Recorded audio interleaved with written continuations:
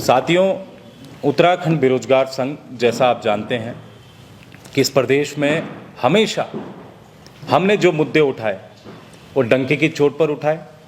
हमने वो मुद्दे इसलिए उठाए कि यहाँ पर जो सिस्टम खराब है, यहाँ पर जो पारदर्शी तरीके से जो युवाओं का हनन हो रहा है, जो इस प्रदेश के बेरोजगारों का हनन होना है, उसको लेकर हम हमेशा आगे आए। हमारे मुद्दे हमेशा कुछ ना कुछ उन मुद्दों पर जो है कार्रवाई हुई है। साथियों, हम पर बहुत लालछन लगाए गए।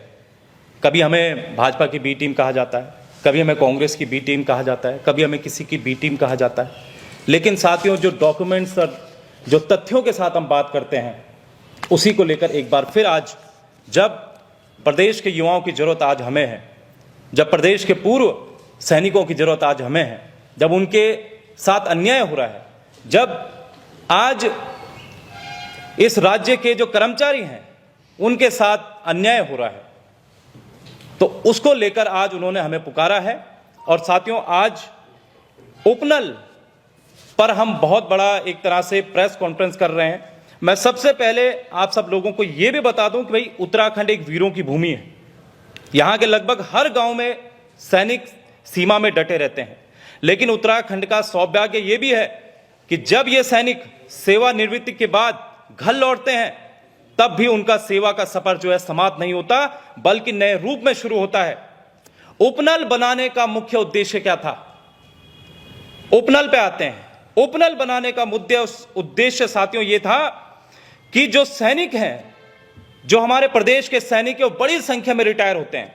उनके पुनर्वास और रोजगार की चुनौतियों को देखते हुए सरकार ने निर्णय लिया था उस वक्त कि उन्हें राज्य में सुरक्षा, तकनीकी प्रबंधन और अन्य सेवाओं में प्राथमिकता दी जाए और एक सरकारी निगम बनाया जाए जो सभी पूर्व सैनिकों के लिए रोजगार देगा।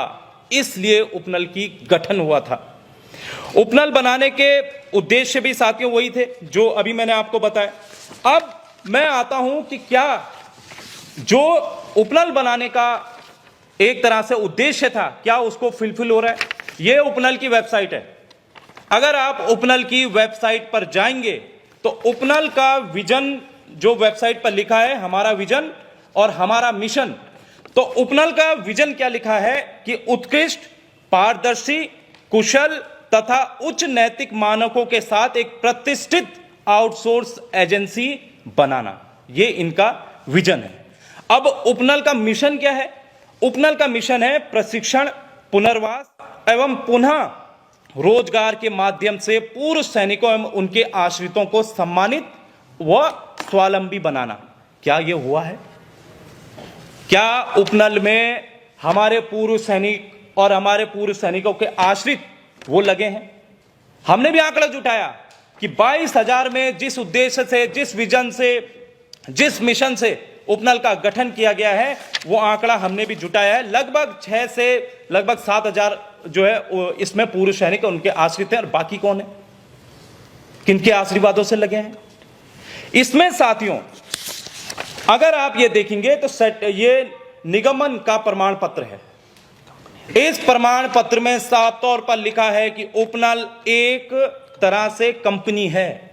कंपनी, ये उपनल है। अब अगर आप देखेंगे तो किसी भी कंपनी की, किसी भी एजेंसी की जो एक तरह से सिटीजन चार्टर होता है, मतलब कि हम किस लिए जाने जाते हैं, तो उपनल किस लिए जाना जाता है? इनका सिटीजन चार्टर क्या है? इनका सिटीजन चार्टर है कि उपनल एक पवित्र धाम है जो भूतपूर्व सैनिकों एवं उनके आश्रितों के कल्याण हेतु प्रतिबद्ध है। यह उपनल का मेन सिटीजन चार्टर होता है, जो किसी भी कंपनी का सिटीजन चार्टर होता है, ये है। अब साथियों, हम आते हैं संवैधानिक ढांचा में। संवैधानिक ढांचा क्या कहता है? अनुच्छेद 14 क्या कहता है? समानता का अधिकार। अनुच्छेद 14 यह कहता है कि सरकार का दायित्व है कि सभी नियुक्तियां समान अवसर की पृष्ठभूमि में हो। किसी भी व्यक्ति को बिना समान अवसर के नियुक्ति कर देना अन्य योग्य उम्मीदवारों के अधिकारों का हनन है। यह अनुच्छेद 14 कह रहा है। अनुच्छेद 16 क्या कह रहा है? अनुच्छेद 16 कह रहा है रोजगार में समान अवसर। आरक्षण की व्यवस्था का पालन करना, यानी कि कोई भी अगर सरकारी भर्ती अगर आप करवा रहे हो तो खुली प्रतियोगिता होनी जरूरी है, विज्ञापन निकलना जरूरी है, मेरिट के आधार पर दी जानी चाहिए। ये अनुच्छेद 16 साथियों ये कह रहा है। और इसमें अगर हम आएंगे, अब जो सबसे बड़ा मैं आप लोगों को वो बताता हूं कि उमा देवी बनाम कर्नाटक सरकार, 5 जजों की बेंच बैठी थी, 5 जजों की संवैधानिक पीठ बैठी थी। उस संवैधानिक पीठ ने क्या क्या कहा, पूरे देश में उपनल, संविदा, आउटसोर्स के जितने कर्मचारियों पर, इस पर एक landmark decision Uma Devi versus Karnataka सरकार ने दिया है। और इस उमा देवी वर्सेस कर्नाटक सरकार में क्या लिखा गया, मैं थोड़ा भूमिका आपको बताऊंगा। इसमें यह कहा गया कि भारतीय संविधान में सरकारी नौकरियों की नियुक्ति प्रक्रिया को अनुच्छेद 14 और 16 द्वारा नियंत्रित किया गया है। ये दोनों अनुच्छेदों के अनुसार हर नागरिक को समान अवसर, प्रतिस्पर्धी चयन और पारदर्शी भर्ती प्रक्रिया का अधिकार है, लेकिन लंबे समय से विभिन्न केंद्र और राज्य विभागों में अस्थायी, अनुबंधित, दैनिक वेतनभोगी और बैकडोर तरीके से की गई नियुक्तियों को लेकर भारी विवाद रहा है। इसी समस्या को स्थायी समाधान देने के लिए सुप्रीम कोर्ट ने 10 अप्रैल 2006 को ऐतिहासिक निर्णय जो है दिया था। और यह जजमेंट साथियों सुनहरे अवसर में एक तरह से जो देश में जो जजमेंट अगर व्याख्या की जाती है तो इस जजमेंट की व्याख्या की जाती है, जहां पर आउटसोर्स का जिक्र हो, जहां पर उपनल का जिक्र हो, जहां पर इन सारी चीजों का जिक्र हो।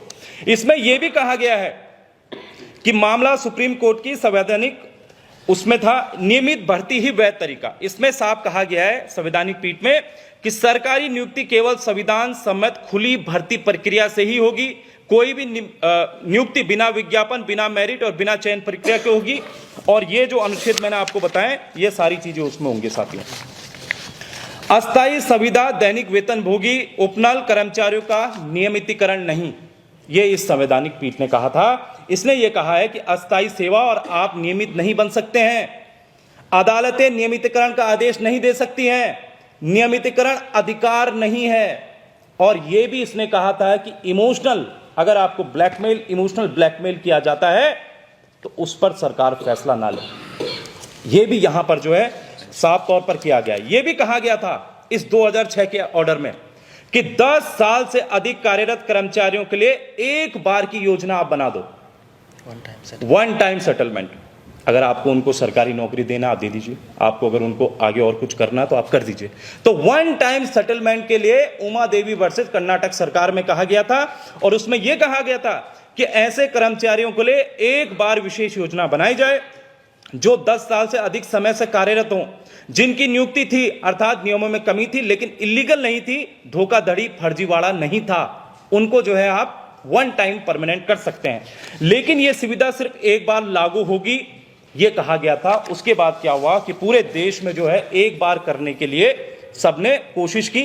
2016 में हरीश रावत की सरकार ने भी इनको एक तरह से उस समय परमानेंट किया था, है ना, उस समय परमानेंट किया गया था। लेकिन सवाल ये उठता है कि उसके बाद से लगातार जब ये वन टाइम सेटलमेंट था तो उसके बाद इनकी नियुक्तियां क्यों कर रहे हैं, हमारी सरकार इनकी नियुक्तियां क्यों करवा रही है, हमारे जो सिस्टम है वो यहां पर क्यों छेड़खानी कर रहा है। और सबसे बड़ी बात तो ये है कि हमारे ये मैं वो भी दिखा रहा हूं आपको, उमा देवी वर्सेस ये पूरा हमारे पास जो है ऑर्डर है, वो जजमेंट है, वो भी आप देख सकते हैं।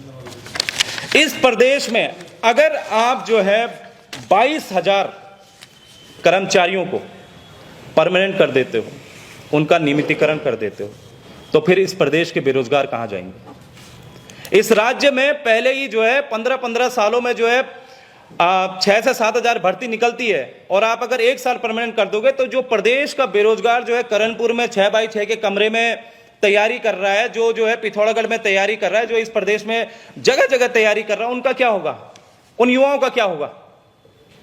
तो सरकार से हम ये मांग करते हैं, और हम उपनल कर्मचारियों के खिलाफ नहीं है, उनके प्रति हमारी संवेदना है, हम भी जानते हैं कि वो दर्द क्या है वहां पर बैठने का। लेकिन इन सरकारों ने अपने वोट बैंक के चक्कर में उनको जो है सिर्फ इस उसमें रखा कि आप जो है परमानेंट हो जाओगे। आज यही सरकारें इस स्थिति में है कि हमने कितनी बड़ी गलती कर दी।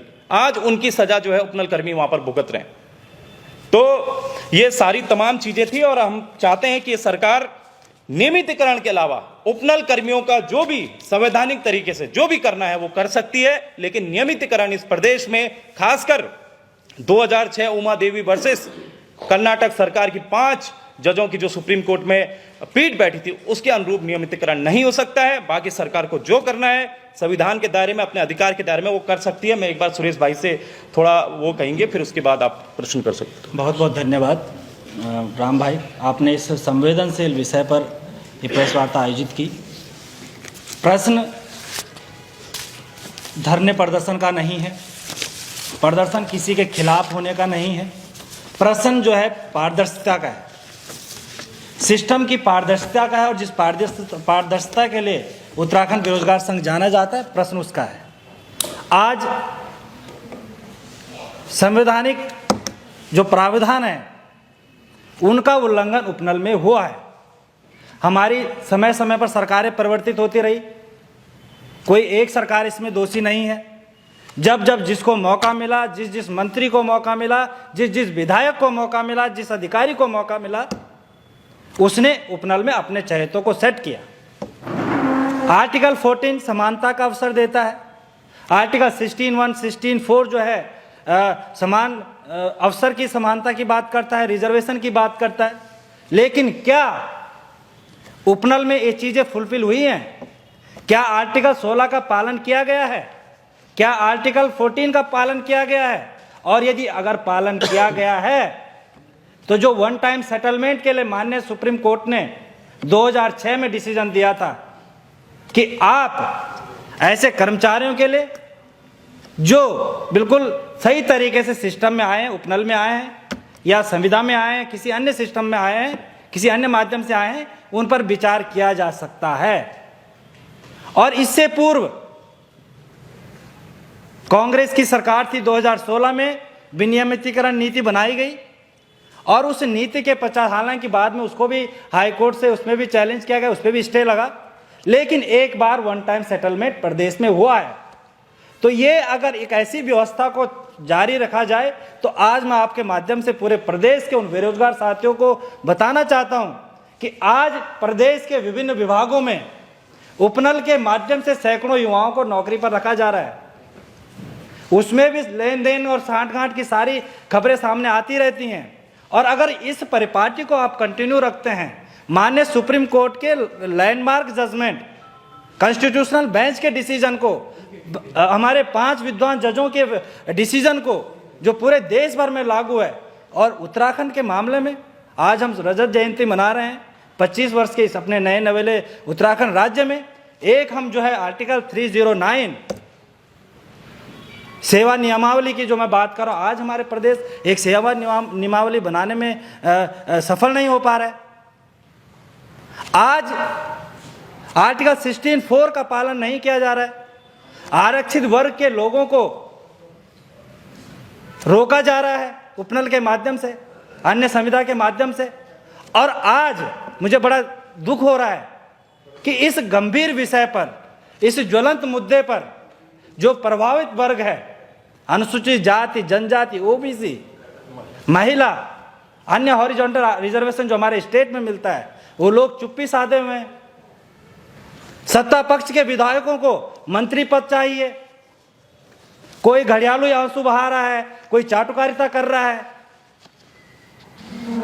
कोई मंत्री जी को पितातुल्य बता रहे हैं और कह रहे हैं कि हम तो आपको पितातुल्य मानते हैं। और आज जब इस उपनल को लेकर जो समितियां गठित हुई हैं प्रदेश में, उनके सामने अपनी बात नहीं रख रहे हैं, ये बहुत दुर्भाग्यपूर्ण है और एक कॉन्स्टिट्यूशनल विषय है, संवैधानिक विषय है, संवैधानिक प्राविधानों का विषय है। और अगर इसके उल्लंघन करके कोई भी सरकार उल्लंघन करती है तो माननीय न्यायालय के दरवाजे हम सबके लिए खुले हैं।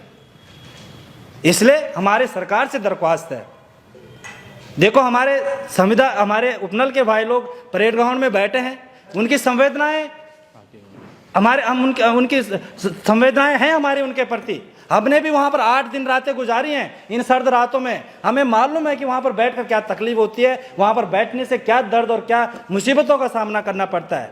इसलिए हमें पूरी संवेदना है। लेकिन आज जो सिस्टम, जो सरकारें इस तरह के से गलत नीतियों के खिलाफ, जिसको लेकर माननीय सुप्रीम कोर्ट ने पहले ही कह दिया कि इस तरीके की नियुक्तियों पर रोक लगनी चाहिए, बैकडोर की नियुक्तियों पर रोक लगनी चाहिए, लेकिन नहीं लग पा रही है। सरकार ने कोविड काल में फिर उपनल का खोल दिया। फिर पूर्व सैनिकों के लिए जिस उद्देश्य के लिए बना था उपनल, उसमें वो उद्देश्य फुलफिल नहीं हो रहे हैं। हमारे पूर्व सैनिकों का अपमान किया जा रहा है। पूर्व सैनिकों के अलावा कौन लोग उसमें, ये सब जांच का विषय है। और आज तक दुर्भाग्य देखिए, सरकार के पास एक्चुअल डेटा नहीं है कि ये कितने पद हैं, कितने पद हैं, ये भी आज सरकारों के पास डेटा नहीं है। और आज अगर नियमितीकरण की प्रक्रिया में सरकार जाती है, इसका जबरदस्त विरोध होगा। प्रदेश का बेरोजगार सड़कों पर उतरेगा। आज प्रदेश का बेरोजगार करनपुर की गलियों में, तंग गलियों में 6x6 के कमरे में पढ़ाई कर रहा है, गर्मियों में तप रहा है, महंगी फीसें कोचिंग संस्थानों में दे रहा है। और आप धड़ल्ले से परमानेंट करने की अगर परिपाटी इस प्रदेश में शुरू करोगे तो बेरोजगार संघ इसका विरोध करेगा और जबरदस्त तरीके से विरोध करेगा। इसलिए सरकार संवैधानिक दायरे में रहते हुए हमारे उपनल कर्मियों के भाइयों के लिए जो नियम बना सकती है, जो कायदे बना सकती है, वो बनाए, लेकिन कॉन्स्टिट्यूशनल बेंच के डिसीजन का पालन करे। जो 2006 का डिसीजन है, आज दुर्भाग्य है कि आज हाईकोर्ट में जब ये केस चल रहा था, उस समय भी इस केस का प्रयोग नहीं किया गया। हमारी सरकारों ने लचर पैरवी की। एसएलपी के लिए सुप्रीम कोर्ट गए, जब स्वीकार नहीं हुई तो रिव्यू पिटीशन समय से नहीं डाली। ये तमाम जो खामियां हैं हमारी सरकारों की है, और इसलिए सरकारों की खामियों का आम बेरोजगार नहीं भुगतेगा। वो बेरोजगार नहीं भुगतेगा जो अंतिम छोर पर बैठे गांव से देहरादून तैयारी कर रहा है, वो नहीं भुगतेगा। इसलिए हमारी दरख्वास्त है कि संवैधानिक दायरे में रहते हुए जो बेहतर हो सकता है वो करें। राम गढ़वाल जी, एक सवाल है आपसे। आप अभी उमा देवी वर्सेस कर्नाटक सरकार का जजमेंट का जिक्र कर रहे थे। दूसरी तरफ उपनल के पास भी सुप्रीम कोर्ट का जजमेंट है जिसमें उन्हें नियमितीकरण की बात कही गई।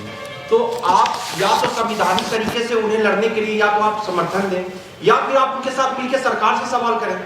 यहाँ तो कंफ्यूजन वाला मामला पैदा हो रहा है सर। देखिए, हमारा जो उद्देश्य है इस प्रदेश के बेरोजगारों का, दूसरी चीज़ ये है कि हम उनको बुरा नहीं कह रहे हैं।